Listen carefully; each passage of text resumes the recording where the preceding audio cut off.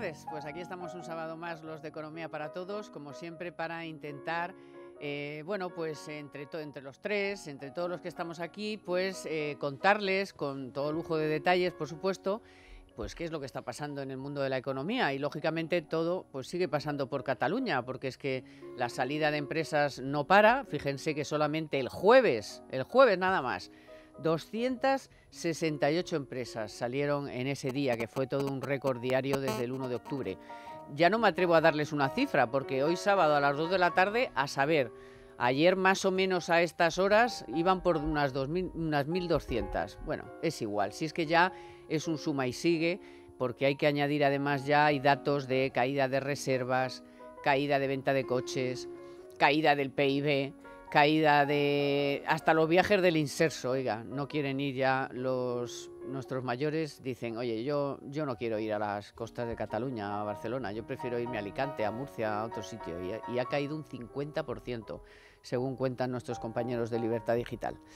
Bueno, pues de eso vamos a hablar, vamos a explicarles qué significa todo eso, dónde nos podría llevar si esto no para. Parece que el gobierno ya, pues bueno, ha encauzado un poco la salida, ¿no? Pero todo esto aún tiene sus tiempos y tiene sus incertidumbres, y el dinero no es tan fácil que ya se tranquilice así como así, porque hay una fecha y hay otra fecha y hay otra fecha, porque visto lo que ha pasado hasta ahora, pues las fechas luego no se cumplía nada, no pasaban cosas, pero no acababa de pasar nada. Bueno, el caso es que hablaremos de todo eso, y también yo quiero comentar con ustedes qué le pasa a un país, aunque ya lo hemos visto, pero en estas circunstancias, además, ¿qué añadido le da a la incertidumbre de un país que no tiene presupuesto? Porque es también consecuencia de que, como estamos con lo de Cataluña, pues no encuentra Montoro socios suficientes para sacar adelante las cuentas. Así que estamos sin presupuesto, estamos con un follón del demonio en Cataluña, y vamos a ver con todo eso, pues qué es lo que nos sale, que de momento no es nada bueno.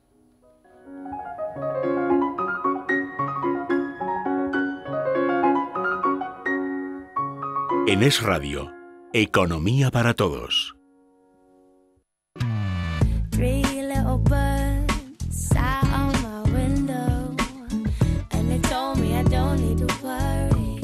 Bueno, y hoy me acompaña Luis Fernando Quintero. Muy buenas ¿Qué tal? tardes, muy bienvenido. Y Javier Santa Cruz, desde la City de Londres. ¿Qué tal, Carmen? Buenas tardes. Muy buenas. Que nos iban a llegar a Madrid, a ver si nos llegaban algunas, y resulta que de donde tenían que venir era de Cataluña. La City que se ha montado la señora Cifuentes a cuenta de Cataluña. Es una broma, pero es ¿sabéis así. que hay un chiste entre los que conocen un poco España en Londres, que dicen que Puigdemont y compañía han hecho más por traer empresas a Madrid que la propia Comunidad de Madrid? O sea que... Desde luego, sí. Y eso que Cifuentes siempre está, oiga, que yo no me alegro, que yo no estoy haciendo nada, que esto son Claro. las empresas que se mueven, pues porque lógicamente la inseguridad que se está viviendo allí desde hace ya mucho tiempo, porque esto no es tampoco ninguna novedad, en Libertad Digital y aquí en esta casa venimos contando desde hace, no días, años, que las empresas se han ido yendo. Lo que pasa es que, claro, en los últimos días, y sobre todo desde el 1 de octubre, pues la cosa ha sido ya días de 100 y pico. El jueves pasado, como les decía, 268. O sea, vamos, que las empresas están saliendo. Os voy a dar otro dato, que es de la Asociación de Pequeñas y Medianas Empresas de Cataluña, que dicen que ya, aparte de que se han ido 1.000 y pico, en una encuesta entre sus asociados ha constatado que el 1% de las pymes de la comunidad se ha ido, otro 2,2% se está planteando el cambio de sede, y el 15,7% no está seguro si lo va a hacer o no, pero se lo está pensando. O sea, la cosa es grave. Ahora iremos desgranando dato por dato cómo está afectando la economía, pero en principio esto de que se van y luego vuelven, esto no lo tenemos nada claro, ¿no? Por ejemplo, la experiencia de Londres, las que se están yendo de la City por el Brexit, ¿qué? No van a volver nunca, evidentemente. Y más aún cuando ya lo que está sucediendo en el terreno político es una táctica de tierra quemada. Una táctica de tierra quemada en la cual cuanto más destrucción económica mejor, porque esa es la única manera de poder conseguir la independencia. Esto no lo digo yo, esto lo están diciendo los 2-3 catedráticos de economía catalanes independentistas que están fuera de España, a los cuales evidentemente lo que pase en Cataluña no les va a perjudicar en su sueldo ni les va a pasar nada, pero que sepamos que hay personas, y además dentro de lo que es el ámbito de investigación, el ámbito académico en el que están, son gente de prestigio, diciendo este tipo de barbaridades. Bueno, entonces el prestigio yo ya lo pondría bastante en duda. Sí, no, Evidentemente. Porque vamos, diciendo esas cosas, yo creo que el prestigio ya... Esa política de tierra quemada, la verdad que no va mal tirado, porque es cierto que esta semana lo que hemos visto es que los políticos catalanes, muy responsables ellos, gracias a Dios no les ha salido bien lo que querían, pero lo que estaban llamando era hacer retiradas de depósito. Bien es cierto que de 155 euros por esto del simbolismo nacionalista que están teniendo en todo lo que hacen, ¿no? Y no han tenido éxito, pero es una irresponsabilidad manifiesta, porque en el momento en el que estamos, y el viernes por la mañana había muchos medios de comunicación dedicados a información bursátil nada sospechosos de amarillistas, cuyos titulares principales contenían en muchos la palabra corralito, es decir, es algo, bueno, se bromeaba con el corralet, ¿no? Habría que llamarle corralet, ¿no? Pero en homenaje a nuestra queridísima alcaldesa de Valencia, que inventó lo del caloret y ya pues el corralet. El corralet en este caso, pero sí es cierto que es uno de los riesgos que se entraña, y no es disparatado pensarlo, porque si vemos, como decía Carmen, la fuga de empresas, una fuga de empresas que yo creo que de tanto repetirlo y de tanto hacer el conteo, muchas veces perdemos la perspectiva de lo que entraña esta fuga de empresas, no solo para la comunidad autónoma de la que están saliendo, sino para las propias compañías, porque una gran compañía que tiene sedes en diferentes puntos de España y que lo único que tiene que hacer es un trámite notarial para poder seguir estando al amparo del Banco Central Europeo, de la normativa europea, para seguir manteniendo la seguridad jurídica que ha amparado su actividad durante estos años, es relativamente fácil. Tienen que ir a un notario y hacen el cambio de sede social, y si quieren la fiscal. Pero para tantas pequeñas y medianas empresas, que tú dabas el dato, para tantas compañías que no tienen esas facilidades, la situación es increíble, porque lo que tienen que hacer es desinvertir en la comunidad autónoma en la que están, con el menoscabo económico que ello supone, buscar sede en otra comunidad autónoma, hacer todo el traslado, toda la mudanza y comenzar a buscar clientes en la nueva localización. Es decir, es un proceso largo, complicado, es una decisión que no se toma a la ligera. Y luego, además, lo que decíamos, por mucho que después vayan muy bien las cosas, se arregle toda la situación, es muy complicado que la situación se revierta. Es muy difícil que esas empresas vuelvan a entrar en Cataluña. Lo describía, yo creo que bastante bien esta semana, el ministro de Economía, Luis de Guindos, que decía, uy, si esto es un aperitivo. Lo que hemos visto de cambio del domicilio social de 800 empresas es únicamente un aperitivo de lo que podría llegar a ocurrir si efectivamente la independencia se llegara a concretar. Y tenía razón, porque esto era hace unos días y efectivamente los 800 que cita ya es un aperitivo comparado con las 1000, casi 200 o 200 y pico, es igual, o 300, es que ya da igual. O sea, ya es un conteo que yo creo que es... Luego hay un dato que del que no se habla y que va en esta línea también, que yo creo que es muy interesante. Igual Javier nos puede dar más datos, porque todo va en son las inversiones que está perdiendo Cataluña, ojo, y España en su conjunto. Bueno, inversión extranjera un 10%. Ha caído un 10% de lo que se conozca, pero es que claro, hay otras muchas que ni se contabilizan. Claro, otras muchas que no se contabilizan y otras que tenían planes no materializados o no hechos de forma pública de poder invertir en España y hacerlo a través de una sede en Barcelona o de una sede en Cataluña, de no hacerse. Básicamente, una de las cosas que conviene explicar a los oyentes en materia de la espectadores nuestros del 125 del canal en Movistar, que les damos la bienvenida. Nos están viendo ahora mismo. Pues la cuestión está en que es importante contar que el cambio de domicilio siendo un trámite, es decir, siendo una cuestión pues de ir a un notario, de ir al registro de la propiedad, al registro mercantil, cambiar el domicilio social, lleva aparejados una serie de costes a las empresas, pero muy especialmente lleva aparejado un cambio muy notable de la forma de trabajar de la gente, y sobre todo cuando es una gran empresa, una gran compañía, ¿no? Evidentemente, los nacionalistas han jugado con una cosa, que es decir, bueno, cambian la sede social, pero el negocio continúa en Cataluña, y eso es falso. Eso solamente ocurre en aquellas empresas en las que es todo uno, es decir, en las pymes en las cuales yo tengo mi oficina, tengo mi domicilio fiscal y tengo la base operativa para poder trabajar. Entonces, estas son las que lo van a tener peor, es decir, las pymes y también las familias, las familias, digamos, los trabajadores que precisamente no tengan unos sueldos muy altos, porque evidentemente la salida de empresas conlleva el que se destruya empleo. Claro. Y que aparte de que se destruya empleo, no se crea tanto empleo como podría haber sido. Aquí, por tanto, la fuente de costes es doble. Uno, lo que debería ser pero no llega a ser. Y en segundo lugar, el empleo que efectivamente se destruye, y aparte del empleo, todos los demás factores. Porque, evidentemente, otra posición muy delicada en Cataluña en este momento son los funcionarios de la Administración General del Estado que están allí desplazados o que son de allí y trabajan en organismos públicos nacionales, ¿no? Ahora mismo hemos cerrado esta semana la campaña del tercer trimestre del IVA. ¿Cómo se las puede arreglar ahora la agencia tributaria en la delegación en Cataluña con este asunto? ¿Qué va a pasar en el cuarto trimestre? Cuando además en el cuarto trimestre es cuando necesitamos adelantos importantes de recaudación para poder cerrar el año, y además este año con un objetivo que es prácticamente ya rozar el 3% y de cumplir los objetivos del déficit.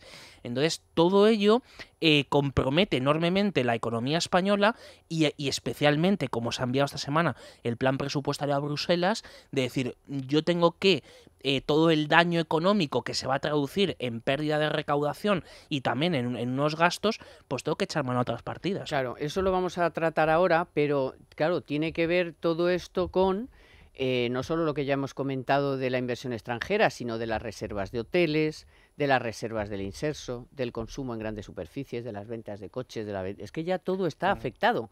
Es que la gente, preguntas allí, la gente no está saliendo a comprar. O sea, hay tiendas que llevan 15 o 20 días sin vender un par de zapatos, porque la gente no sale, porque le da miedo para estar por las calles y decir, yo no sé lo que me voy a encontrar. Y luego el turismo, que si viene menos, o consume menos. Y luego indicadores que nos hacen de indicadores adelantados, porque si te fijas, la propaganda nacionalista en lo que está insistiendo es, y esta semana hemos visto periodistas muy independentistas dando charlas a multitudes diciendo, se han ido las empresas, ¿y qué ha pasado? Nada, aquí estamos todos, sí, también, claro, ¿cobran ustedes menos? No. Pues entonces, ¿qué? ¿Están desabastecidos los supermercados? No, aquí no ha pasado nada, ¿no? Pero sí que están habiendo una serie de indicadores que yo creo que hay que tener muy en cuenta, porque decía Carmen, el consumo, decías el turismo, pero hay otros que caen de forma muy, muy importante. El consumo eléctrico en general ha caído un 0,2% en Cataluña, pero es que el consumo eléctrico industrial ha caído casi un 1%. Es que las matriculaciones de vehículos industriales va cerca de una caída del 10%, está en el 8,6%. O sea, la caída de vehículos industriales. La venta de grandes superficies, el 1,8%. Quiero decir, estos son indicadores que te dejan ver un poco cuál es la actividad industrial en Cataluña, y se está detrayendo de forma muy notable. Estas 5 décimas que decía el ministro, que luego comentaremos por el lado del cambio de las previsiones. Pero antes hablabais del corralito, y obviamente por eso se han ido los grandes bancos. O sea, tuvieron una fuga de depósitos. El jueves sí tuvieron una fuga de depósitos importantes, pero sin embargo el ministro nos decía esta semana que se estaba produciendo entrada de depósitos. Hay entradas netas de depósitos en los bancos catalanes. Es decir, que lógicamente la decisión que tomaron las entidades financieras era una decisión razonable. Y vuelvo a repetirle, desde que se anunció prácticamente en los últimos 5 o 6 días, la información diaria que tenemos es que hay entradas netas de depósitos en los bancos que cambiaron su domicilio. Bueno, obviamente fue una buena decisión, porque primero porque te quieren seguir bajo el paraguas de la Unión Europea, porque hubiera sido una locura seguir ahí sin dar ese tic de que están en Europa, no están ahí en un lugar donde a lo mejor te quedas sin el fondo de garantía de depósitos, en fin, lógicamente la gente las empresas y los bancos más especialmente necesitan seguridad jurídica para operar. Y además necesitan mantener y los bancos más todavía, porque necesitan el paraguas del Banco Central Europeo, porque si no se quedan al albur de todo. Básicamente, es que esa es una cuestión clave, porque los bancos catalanes evidentemente lo saben. Y en general es una cuestión no demasiado conocida, pero que es conveniente contarla, que es que Cataluña es de las 3 regiones de España que tienen un sistema financiero que si por ejemplo viniera una oleada de morosidad o se produjera cualquier problema de solvencia en los bancos, lo pasarían bastante mal. ¿Por qué? Porque el Banco de España publica cada trimestre publica las estadísticas de cuál es el volumen de créditos y cuál es el volumen de depósitos, ¿no? Entonces, la relación entre los créditos que un banco concede y los depósitos que tiene, para que esto sea sostenible a lo largo del tiempo y no haya sustos, tiene que estar más o menos a la par, es decir, que más o menos tengas los mismos depósitos que los créditos que tienes. Entonces, Cataluña es la región de España, es la tercera de las 3 primeras regiones de España que tienen la ratio de créditos sobre depósitos más alta, es decir, que si hay una retirada de depósitos masiva, el problema es que si un banco tiene que atender un problema de alguien que no le pague, alguien que le pague a destiempo, un crédito que se le vuelva ya imposible de cobrar, todo eso le genera un problema mayor. Entonces, ¿qué es lo que se hace? Los 2 grandes bancos en este sentido se van fuera de Cataluña, de esa forma, sobre todo, protegen a sus depositantes, pero también protegen su propia salud financiera. Es decir, no va a estar en un sitio donde pudiera ser, por ejemplo, dejar de ser miembro cualificado del Banco de España. Eso es un auténtico desastre. Y los pequeños, que todavía quedan algunas cajas rurales, algún banco más especializado, en este caso, sobre todo lo que tienen es una protección ya de antes, porque son gente que tiene una política de créditos mucho más conservadora, no se dedican, digamos, a dar crédito de forma masiva a negocios arriesgados, y ahí pueden aguantar un poquito mejor. Y luego otra cosa muy importante y brevemente que hicieron los 2 grandes bancos catalanes antes de que se produjera este proceso es la de cambiar los domicilios del banco depositario de los fondos de inversión. Es decir, cuando tú tienes un fondo de inversión, y siendo tanto Sabadell como CaixaBank son 2 de las grandes gestoras, de las 5 grandes gestoras de fondos de inversión en España, cuando uno tiene que lo máximo que tiene que proteger un banco es el depositario de los fondos de inversión, porque automáticamente cuando un cliente quiere reembolsar su fondo, quiere cambiarlo, quiere traspasarlo, tienen que darle esa liquidez. O sea, tú no puedes decirle, oiga, no le vamos a dar, hoy no tengo dinero. Entonces, para no repetir la experiencia de Banco Madrid, que fue una experiencia negativa porque los fondos estuvieron en un corralito, o sea, fue así durante varias semanas porque se confundió el depositario con el propio banco, lo primero que se hizo fue dejar separados una cosa y a otra para proteger el banco depositario, que tiene que tener una reserva total 100%, y de esa manera pues que sigan funcionando. Y de hecho, una parte importante de las entradas que habla el ministro de Economía, esas entradas las computamos también en los bancos depositarios de esos fondos. Por tanto, su actividad, digamos, para que la gente lo vea claro, es una actividad normal.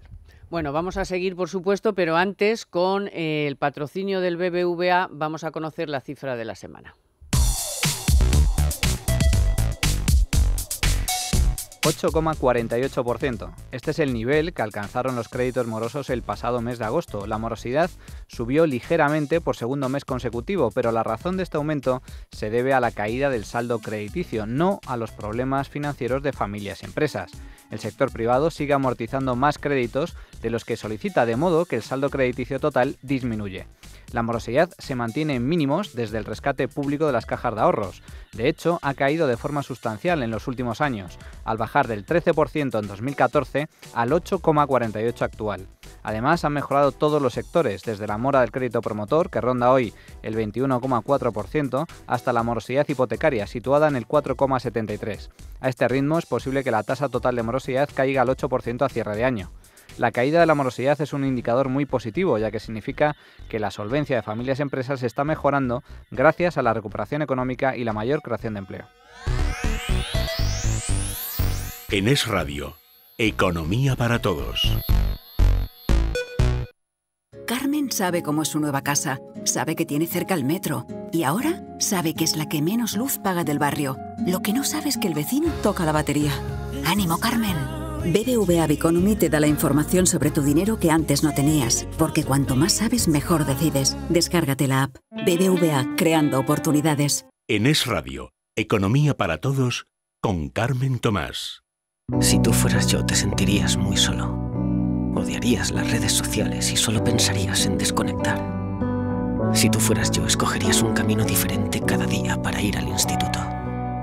Porque si tú fueras yo, sufrirías acoso escolar. No te calles, denuncia el acoso escolar. Comunidad de Madrid.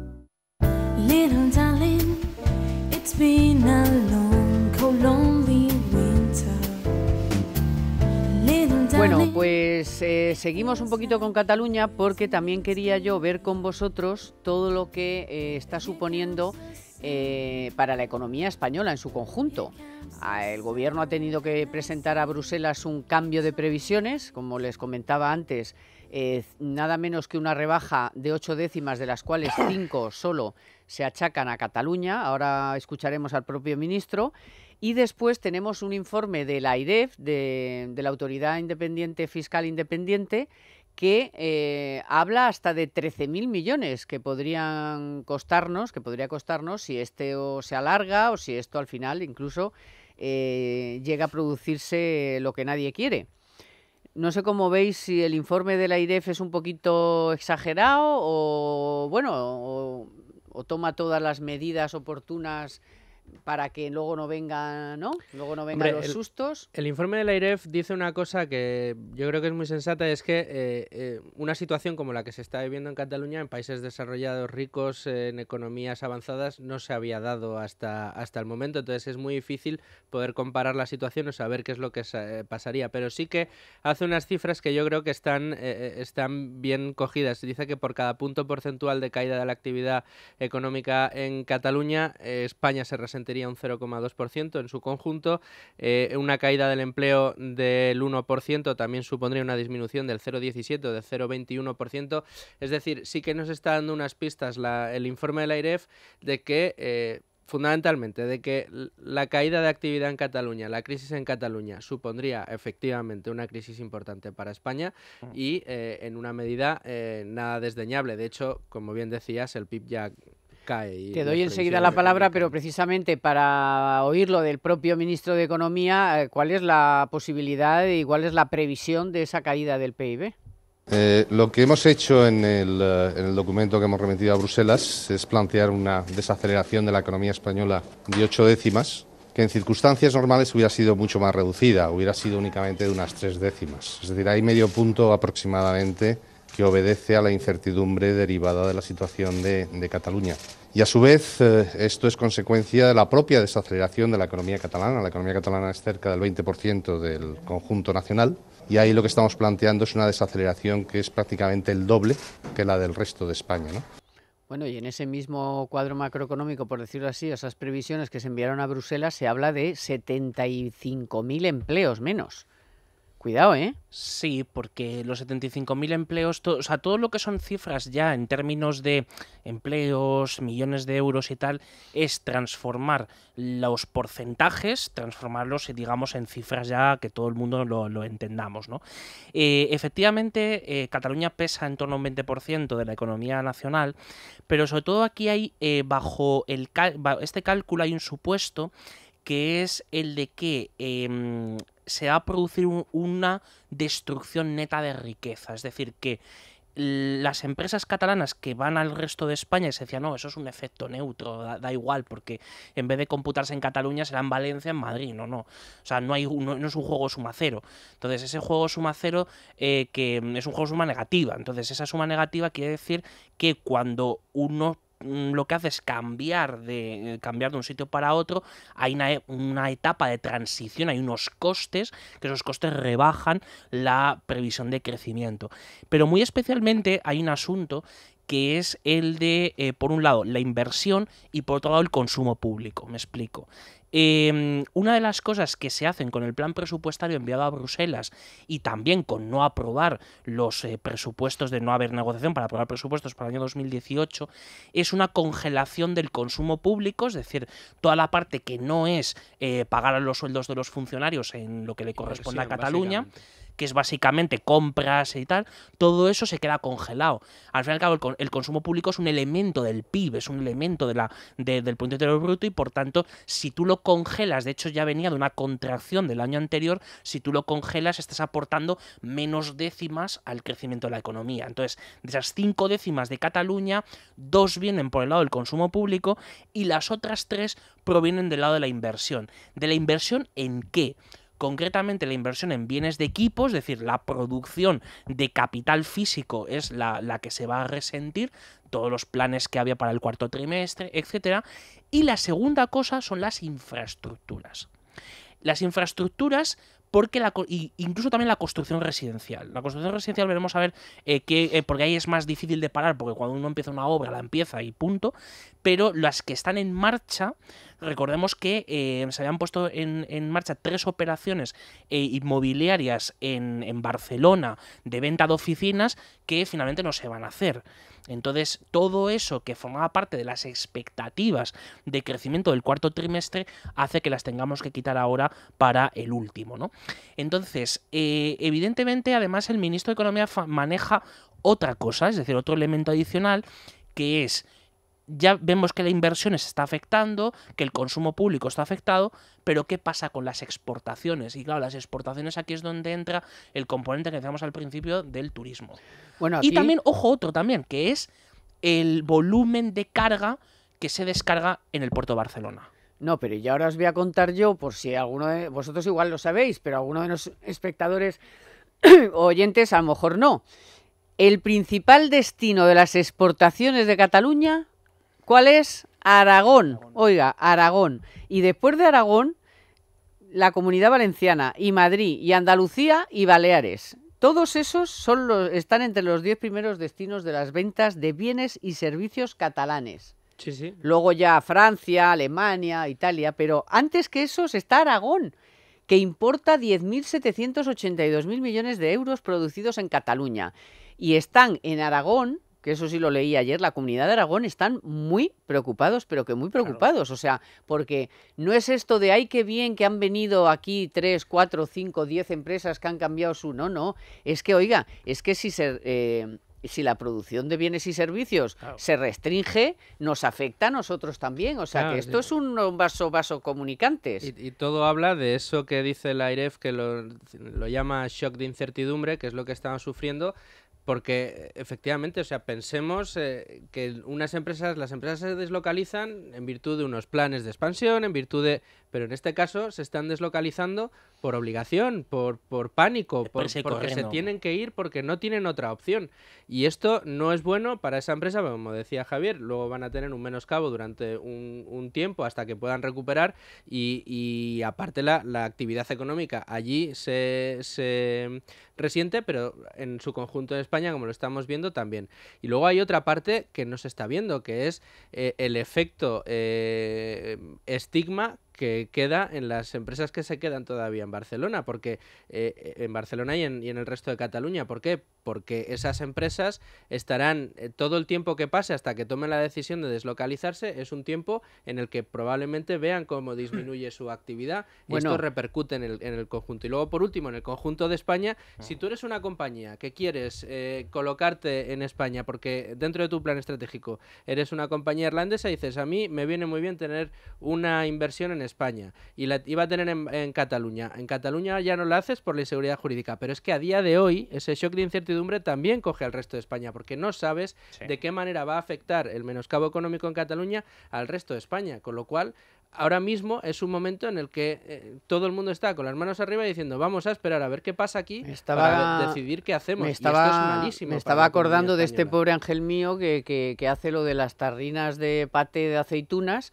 que le ha caído un 70% la venta, que aquí también lo del boicot, bueno, que lo hagamos, que lo hagan los españoles me parece fatal. Que lo hagan ya los propios independentistas con sus propios productos, como han hecho hoy, que ayer, que la decisión esta de sacar los 155 euros, que ya escuché a los sindicatos decir, oye, por favor, vamos a ver, que es que ya esto ya es contra nosotros, o sea, que esto nos afecta a los trabajadores. El efecto estigma llega hasta tal punto, que no sé si lo has contado antes, que la reunión que tenía prevista el señor Junqueras ayer, con las empresas que se han quedado allí todavía, multinacionales que todavía quedan con su sede en Cataluña, en cuanto ha trascendido, han dicho, no, yo no me reúno con usted, y se ha quedado con 2 palmos de Claro, y aparte de que el propio boicot lo están haciendo sobre las empresas que están allí, hay un factor que es curioso, ¿no? Los que han llamado a la retirada del dinero de los cajeros y acudir a las sucursales,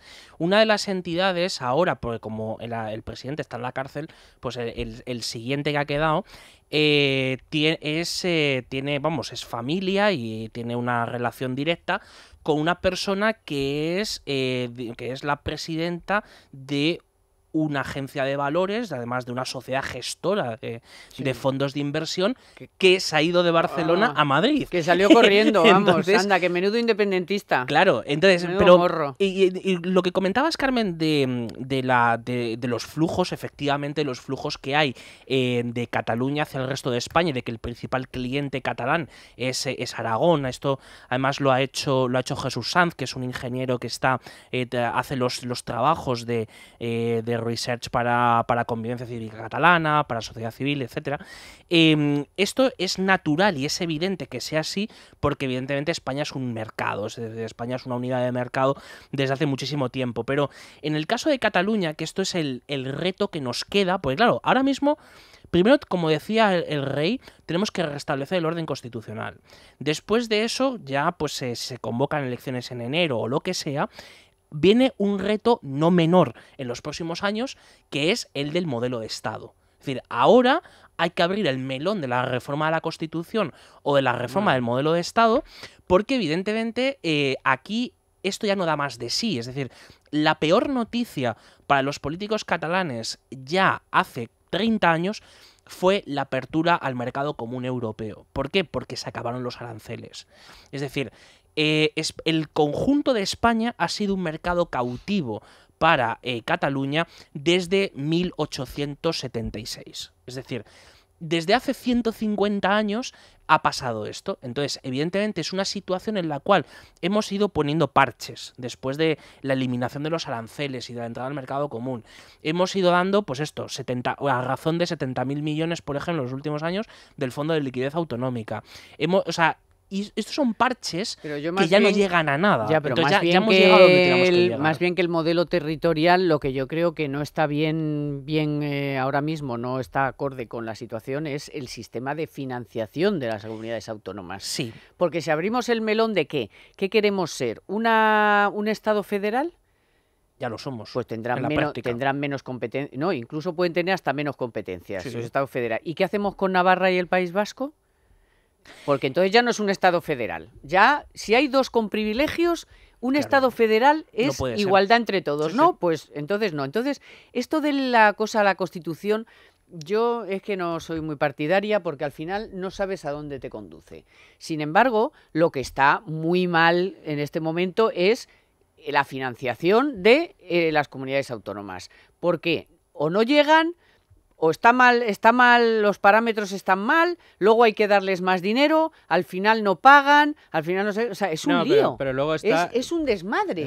Luego no son siempre responsables fiscalmente. O sea, al final nosotros cargamos con todo, los ciudadanos, porque aquí lo de los territorios es una broma. No, los territorios somos siempre. nosotros que pagamos los impuestos. Pero que en el caso de Cataluña además es flagrante, porque el problema de la responsabilidad fiscal o de la ausencia de responsabilidad fiscal en el sistema de financiación autonómica, en el caso de Cataluña es palmario. ¿Por qué? Porque Cataluña, los dirigentes nacionalistas catalanes no han hecho otra cosa que quejarse y hacerse las víctimas de que, bueno, el típico España nos roba, estamos infrafinanciados. Llevan 75.000 millones del Fondo de Liquidez Autonómico para gastárselo ¿en qué?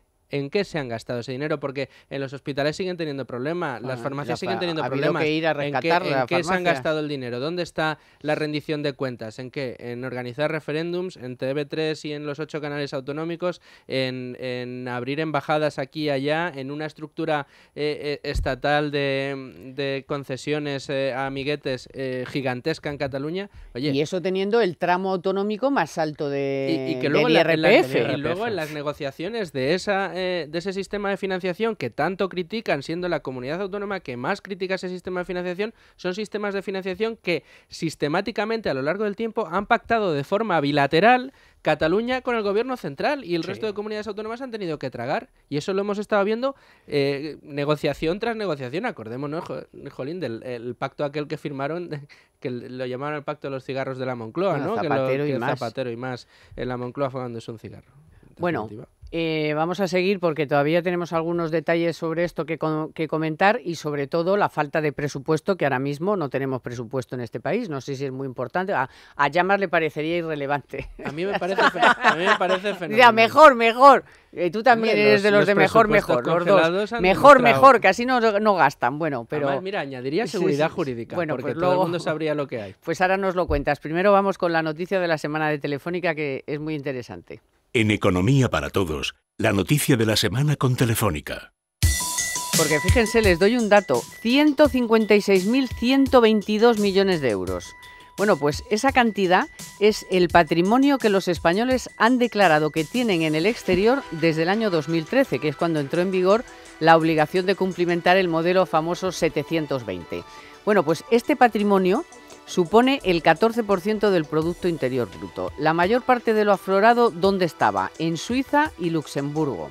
Solo este año se han declarado más de 15.000 millones, que es, bueno, pues una cifra récord. Luego, Hacienda, también les cuento que Hacienda ha ingresado casi 7.500 millones por la lucha contra el fraude fiscal en la primera mitad del año, es decir, de enero a junio, y que eso supone un 5% más que en el primer semestre de 2016.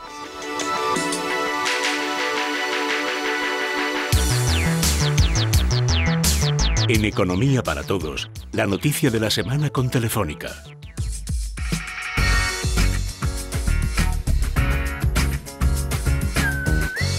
Es Radio. Ideas claras. Renovar, reparar, recuperar, rediseñar, reducir, reutilizar y reciclar son las 7 Rs de la economía circular, el nuevo modelo impulsado por la Comunidad de Madrid en nuestro empeño por mejorar la vida de las personas, las empresas y el entorno natural. Una comunidad circular es una comunidad sostenible. Comunidad de Madrid. En Es Radio, Economía para Todos.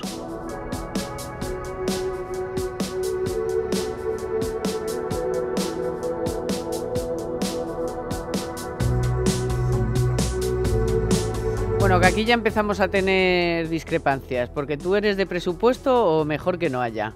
No, tiene que haber un presupuesto. Tiene que haber. Pero si hay presupuesto y Luis mismo que el año anterior. No, tiene que haberlo.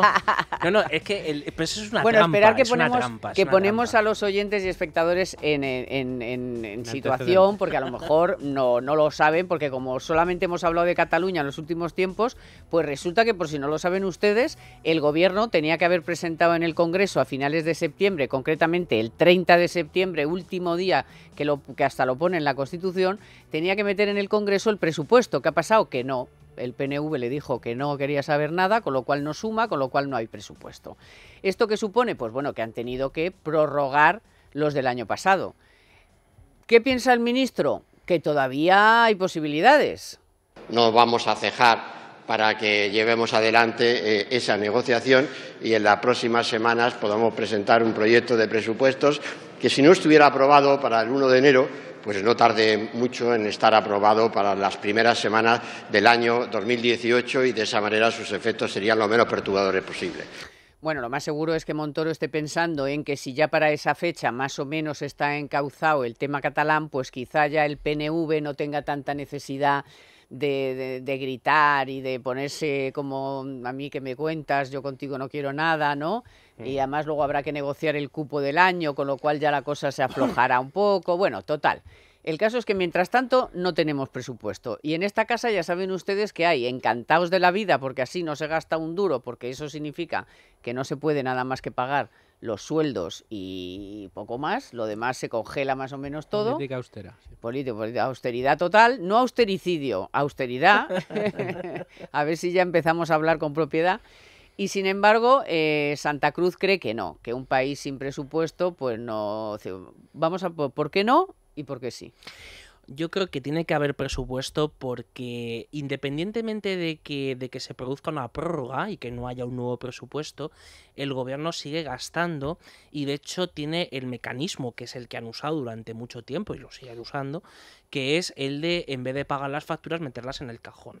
Es decir, en vez de los gastos, en vez de imputarlos al déficit, los imputan a deuda, porque al no haber una disposición de un crédito presupuestario de otra partida, se puede O sea, pagar que lo de esa que no manera. gastan es un espejismo. Es un espejismo. O sea, A ver, bueno, luego matizamos si quieres. Sí, pero luego tú. Una Primero, cosa termina es que sigas gastando y otra cosa es que presupuestes un gasto todavía mayor del que tenías, que es lo que suelen hacer los presupuestos. Bueno, entonces sí, pero fíjate termina que el argumento. No, y el argumento es a que, por favor ejemplo, de Montoro.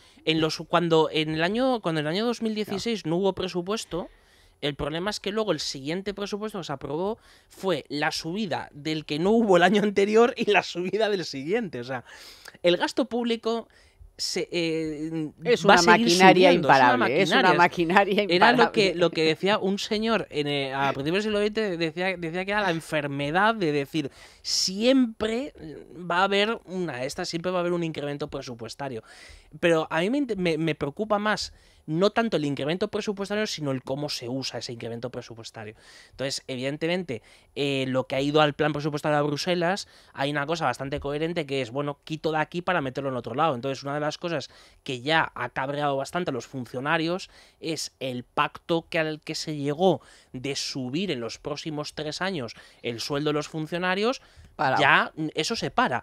Y la otra cosa que se para, que veremos a ver hasta finales de diciembre qué pasa, que bueno, pero el ministro Montoro... se puede habilitar un crédito extraordinario a lo mejor para pagar a los funcionarios, ¿no? Sí, pero lo que va, es decir, lo que ha ido al plan presupuestario de Bruselas es que la partida de gastos de personal, el capítulo 1, su crecimiento no se corresponde, el crecimiento del capítulo capítulo 1 no se corresponde a la subida a lo prometido. Y luego la otra cosa que se queda, veremos a ver hasta finales de año, es el cupo vasco. El cupo vasco se pactó en julio, 1.300 millones de euros, se pactó en julio para aplicación inmediata. Eso era como se pactó entre el ministro Montoro y Azpiazu, que es el consejero de Economía del gobierno vasco. Y hace unos pocos días el gobierno vasco llamó la atención de Hacienda diciendo, oiga, que hemos firmado el cupo. ¿Qué hacen ustedes todavía que no han cogido, no han hecho los trámites correspondientes para ello? Pero claro, evidentemente el cupo, para que todos lo sepamos, el cupo se negoció y además se dio mucho más de lo que debería haberse dado porque se compraba el apoyo del PNV a los presupuestos. De este año, los del 17. Exacto. Que se había dicho que se habían comprometido también los del 18, pero a la vista está que no. Que no. Que no, porque ahora no quiere apoyar. A ver, en defensa de la ausencia de presupuesto. No la ausencia, que se prorrogue el presupuesto anterior. Lo que dice, y dice muy bien Javier Santa Cruz, que efectivamente que se prorrogue no significa que no haya gasto. O ni siquiera significa que no vaya a aumentar el gasto. Lo que significa es que no aumenta el gasto en la medida en la que los políticos querrían aumentarlo, que como bien has dicho es exponencial. Con lo cual, aunque en los presupuestos del año siguiente sí se aprobaran se incrementaría la subida que no tuvo en el 16 y que sí, o en el 17 y que tendría que tener el 18, se multiplicaría por 2 la subida, a lo mejor no sube tanto, o si no sube tanto, por lo menos has ganado un año de tratar de que el déficit no se te vaya a incrementar todavía más la deuda pública, que es a lo que iría en este caso el déficit, más que nada en los volúmenes en los que nos estamos moviendo de déficit y de deuda. Por eso creo que no es una decisión tan mala, o no sería al menos tan catastrófica. A ver, una cosa casera, cierto, un momento. Sí que es cierto que a lo mejor el efecto más negativo que yo creo que podría tener en este caso sería en lo que tuviera que ver con bueno, pues esas decisiones de inversión que muchas empresas extranjeras están esperando a ver cuál es el presupuesto, cuáles son las inversiones que va a acometer un determinado país para decidir si finalmente se hacen inversiones en ese país o no, porque cuando estuvo paralizado en la vez anterior sí que había muchas empresas que estaban de manos abiertas esperando a ver cuál era la decisión. Pero a ver, en del teoría, gobierno. por ejemplo, una casa, para que lo entiendan en casa, usted tiene un presupuesto todos los años, dice, me voy a gastar tanto en alquiler, tanto en tabaco, tanto no sé qué, tanto para ocio, tanto para comida, ¿no? Tiene usted un presupuesto mínimo, más o menos ordenado. Y a usted le dicen, pues el año que viene tiene el mismo dinero para gastar, el mismo dinero. Y tampoco está claro que vaya a tener más ingresos. Eso en el fondo significa un ahorro, porque a ti a lo mejor el alquiler te lo suben y tú la partida sigue siendo la misma. Sí, pero es que aquí el problema es que el gasto no es el mismo. El gasto, aunque no haya presupuestos, va a crecer. ¿Por qué? Porque se endeuda, pero entonces te tienes que endeudar para... No, pero no solo endeudarte, sino también que tú, independientemente de lo que pase, tú vas a seguir, te van a seguir entrando ingresos y vas a seguir teniendo que hacer disposiciones de gasto, especialmente las disposiciones de gasto del capítulo último de activos, es decir, lo que te viene de subvenciones a la agricultura, lo que te viene de fondos estructurales y los fondos de cohesión europeos, lo que te viene, por ejemplo, si tú tienes que atender el caso de Galicia con los incendios, tienes que habilitar un crédito extraordinario para mandar a los militares o para hacer cualquier cosa.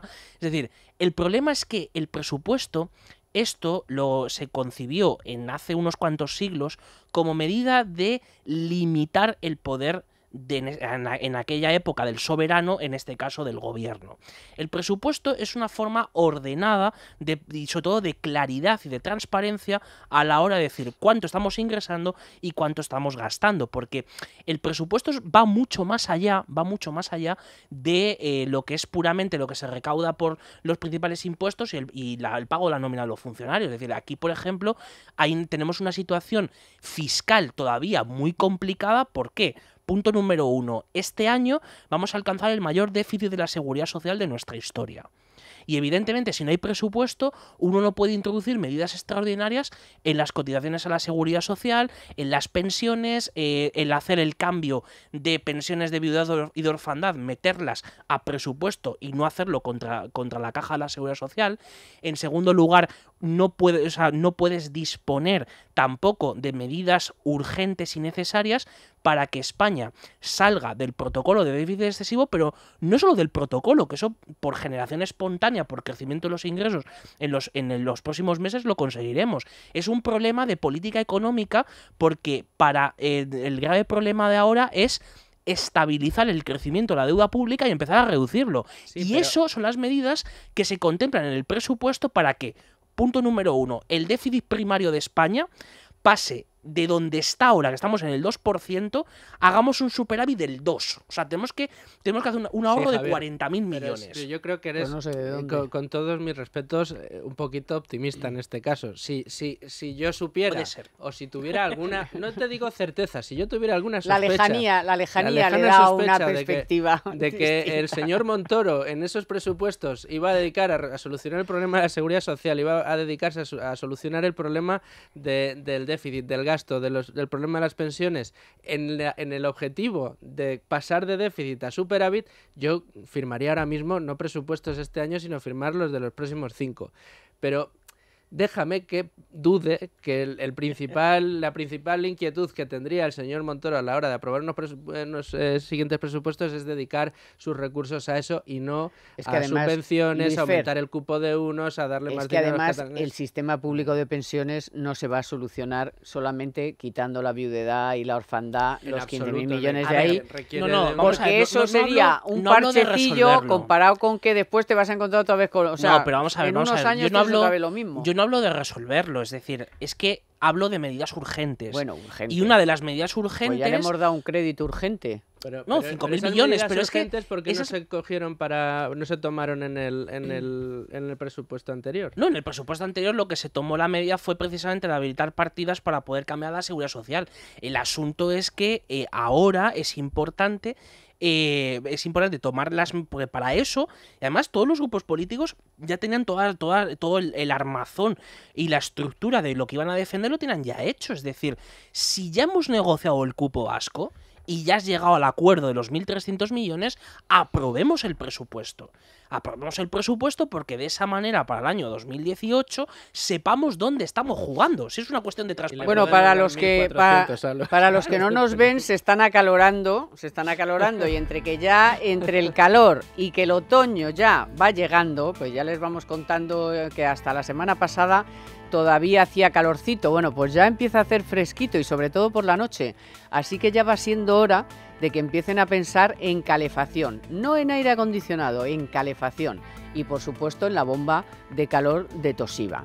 Ya saben que igualito que les hemos estado contando en verano, ocurre con la bomba de calor para calefacción, que es, ustedes ponen en el navegador quiero un Toshiba e inmediatamente le mandan a un especialista, miran a ver cómo es su casa y le hacen la instalación. ¿Por qué? Porque Toshiba es la vida. Si es que la bomba de calor es además económica, va a rebajar su factura, va a tener calorcito todo el invierno en casa y además agua caliente todo el año. Así que ya lo saben, Toshiba calefacción.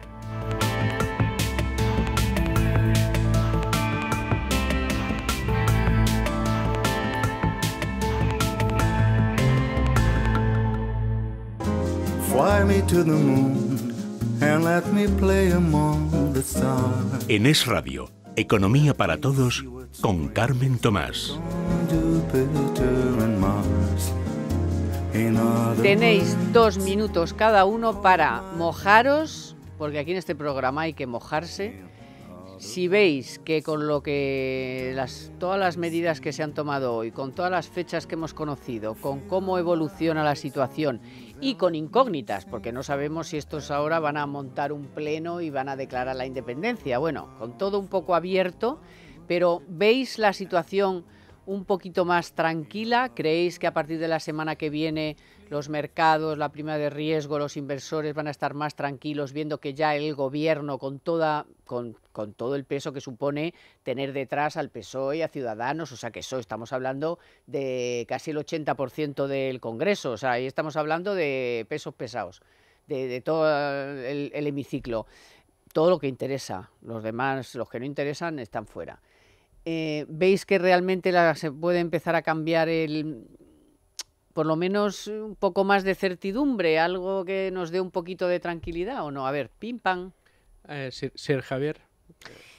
Fuera de España, Javier, sí. ¿cómo se va a Londres? No, a ver, que lo tengo que sufrir también en partes de la semana, tengo que sufrir esto. Vamos a ver, yo creo que fuera de España sí hay una sensación de mayor tranquilidad.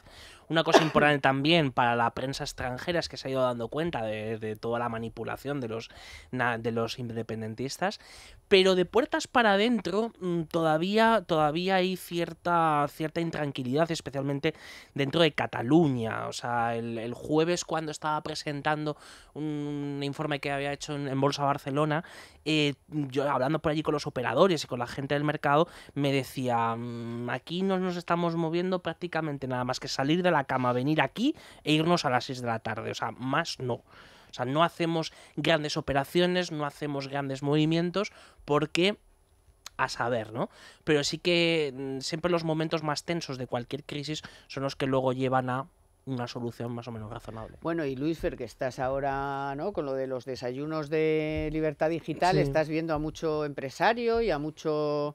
Y Sí, hombre, supongo que tienes ahí un pulso... Sí, es bueno, como en cualquier terraza de cualquier bar en Madrid o en cualquier otra parte de España, también entre los empresarios, cuando hablas con ellos, uno de los puntos que más les preocupa en este momento, y más porque les afecta especialmente al negocio, es lo que pueda suceder en Cataluña. Y yo aquí veo dos posibilidades. Una, en esta casa, yo mismo lo he dicho muchas veces, la aplicación del 155 no se debería haber bueno, pues demonizado, visto como si fuera el gran ogro del que hay que huir, porque realmente no lo es. Es una herramienta que te da la Constitución para garantizar el... Bueno, pero eso ya es la leche derramada. Es leche derramada. Es leche derramada. Te he preguntado por el futuro. A ver, No, si pero saca el futuro, la bola. Pero el futuro es el que te digo. Yo creo que va a costar mucho tiempo, por mucho que se vayan a empezar a aplicar las cosas y que a lo mejor la tensión se rebaja, pero es que por eso iba con el 155, porque desde una parte muy importante de la sociedad catalana, el 155 sí que se percibe como el logro y probablemente veamos que esa fractura social pueda generar bastante movimiento en Cataluña y genere todavía un momento de incertidumbre mayor. Aquí lo que tendremos que ver es hasta qué punto la firmeza del gobierno es lo suficientemente importante como para imponerse a esos movimientos y tratar de aplacar la situación o no. Yo creo que ahora, si ya estaba todo en manos del gobierno, y ya que ha tardado tantísimo en tomar decisiones, a ver si ahora la decisión es lo suficientemente firme como para en el plazo de una semana, 2 semanas, conseguir que las aguas vuelvan a su cauce. Ya no, es que hay gente muy sensata que habla de, bueno, cuando desembarquen allí, vamos a ver qué hacen los funcionarios, qué hacen los altos funcionarios, les van a poner pegas por todos los lados. Por eso, pero es que eso se puede reproducir en todas las consejerías y en toda la administración, y bueno, no sabemos muy bien cómo va tal. Claro. Esperemos que las cosas vayan a mejor. Así que confiemos en ello. Bienvenido y buen viaje si te vas pronto, y sí, que te vaya muy bien por la City. Como siempre. Pues la City ahora es casi Madrid ya. La ciudad. Ahora ya la empezaréis a llamar Adiós, la ciudad. Luis Fer. Sí. Hoy ha estado en los mandos técnicos Luis Alonso y en la producción Marta Galindo. Les agradezco muchísimo que estén de nuevo con ustedes. Cada vez somos más en Twitter y les esperamos que nos contesten, que nos pregunten, que nos digan, siempre con respeto, por favor, todo lo que quieran que contemos aquí, cosas que les preocupen. Así que volvemos el próximo sábado. Todavía queda mucho fin de semana. Disfrútenlo.